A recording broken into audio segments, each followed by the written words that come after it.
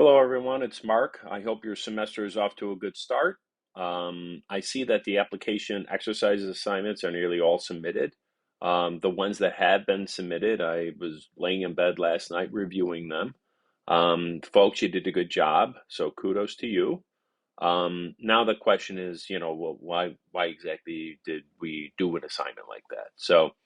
Um, so when we all come from different backgrounds and different disciplines, we all have different life experiences, we all have different expertise. And so the difficulty when you first start an information science program, and this is what difficulty I had, is you got to start thinking about your knowledge and in your discipline expertise slightly different. And you got to start looking at information through a different lens. So information scientists, they use and rely on metadata to help organize and describe information so it can be discoverable to the end user. And it takes a bit of discipline to start looking differently at those topical areas that we know so well. We have to start thinking not so much about the topical areas themselves, but the overall structure of the information that is required to be a successful information scientist in this discipline. Um, One of the things about information that we deal with is that we're looking at the interaction of information and human beings, the human interaction, the human component of discovering that information. So this week Dr. B is going to give a lecture on that human component, that in the interaction that they have with information themselves. And that is like the core of information science. And so this week is really about those fundamental core aspects of information science. Um, Now, one thing I think we all can agree on is that everyone's approach to searching for information is going to be slightly different. For instance, if someone approaches you and asks you to help them find an article or a book on traveling, we will likely want to probe a little deeper. We'll ask them for we'll ask them certain questions. What are they looking for in general? Um, we'll delve a little further in trying to understand what it is they want in terms of article or a book on traveling. Are they traveling to a certain destination? Are they trying to understand, how to be a successful traveler? Just you want to be able to think about how the end user is approaching their search for information. And as you delve further into what they're looking for, it will help you search for the information or them that they require, so that it's a useful activity. And so information is organized in a certain way. It uses metadata, right? It is used to describe the information. So last week, you shared an image. Um, you took tags. Those tags were applied. They described the image. You essentially were adding metadata to that image, so that if someone was to go and search for it, and that metadata was attached to the image, they could discover it based on some of the terminology that you applied to the image. Um, Now, for the end user, when they're doing their search, that metadata is essential. So next week, we're going to delve a little further um, and deeper into that user experience. We're going to think about systems, and we're going to talk about the users, which is really kind of fun.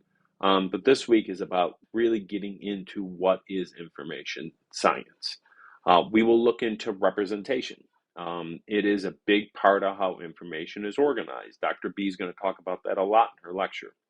Um, Last week, you represented information from your personal perspective, but also from like stepping back and thinking about that information and you were categorizing it in a way that a general end user might be able to identify the information.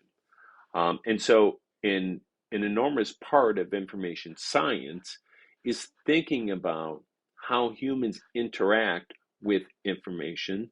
And this is why representation is so important. So, we need to understand how people represent their needs. Somebody comes to you, they ask a question, they're looking for something. You want to delve a little further so you can understand what it is they're actually looking for.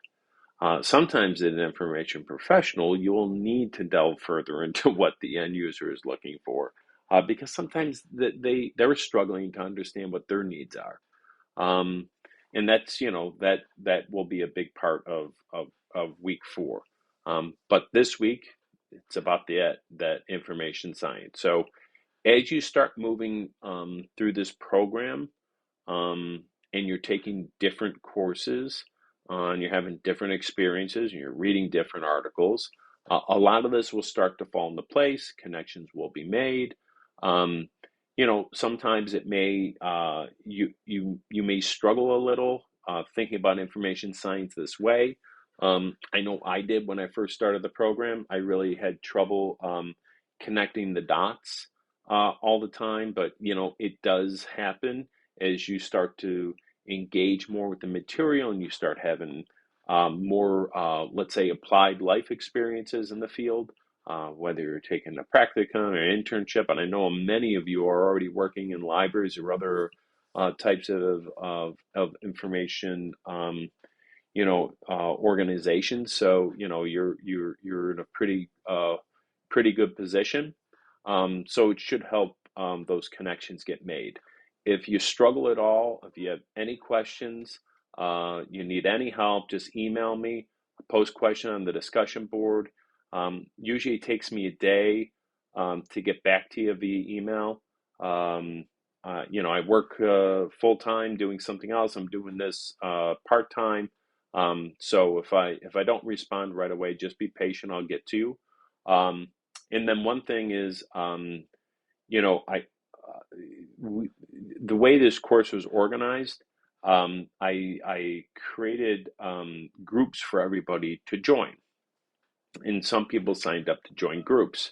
Well, some people didn't get the trigger to join groups or didn't understand how to join groups. So about 5:30 this morning, I kind of blew that all up. Sorry about that. So everybody is now assigned to a group. And then I believe it's on the 13th, sometime around, 8 or 9 o'clock at night, I hope. It'll launch the discussion group for the group. So you click into groups, you'll see the discussion area for your individual group you're part of. And that's where you're going to do your assignment this week. It's going to be a group discussion. So that way you can start having conversations with each other. There's no readings this week, but reflect on what you have read, and reflect a lot on what Dr. B's lecture is about. And then if at any time you need any help, just reach out. I'll be around. All right, everybody, you're off to a really good start. It's good to see.